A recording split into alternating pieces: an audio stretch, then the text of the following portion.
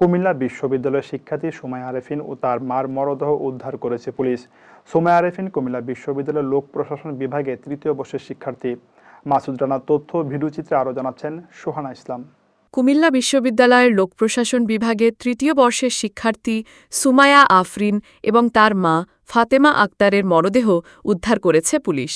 সোমবার ৮ সেপ্টেম্বর দুপুরে নগরীর কালিয়াজুড়ি এলাকার একটি ভাড়া বাসা থেকে মা ও মেয়ের মরদেহ উদ্ধার করা হয়।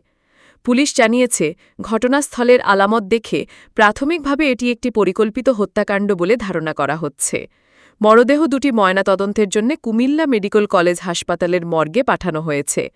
এ ঘটনায় সন্দেহভাজন হিসেবে নাঙ্গলকোট থেকে একজনকে আটক করেছে র‍্যাব ১১ সিপিসি ২। অন্যদিকে কুমিল্লা বিশ্ববিদ্যালয়ের শিক্ষার্থীরা সহপাঠী ও তার মায়ের নির্মম হত্যার প্রতিবাদে ক্যাম্পাসে বিক্ষোভ ও প্রতিবাদ সমাবেশ করেছে।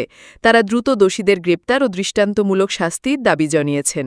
তো রাত অনুমান 1:30-2টার সময় 999 একটা কল পেয়েছিলাম যে কালিয়াজুড়িতে আনন্দ পাঠশালা স্কুলে ওখানে একটা দুটো লাশ আছে।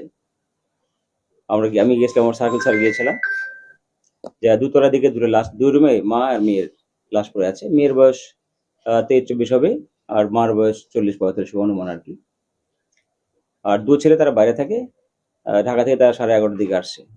এসে তারা 1:30 ট্রিপল লাইনে ফোন দিয়েছে যেখানে হত্যাকাণ্ড হতে পারে। আমরা গেছি, যাই কিন্তু লাশ পড়ে আছে। প্রাথমিক ধারণা হচ্ছে একটা হত্যাকাণ্ড, আসলে আমরা লাশ উদ্ধার করেছি।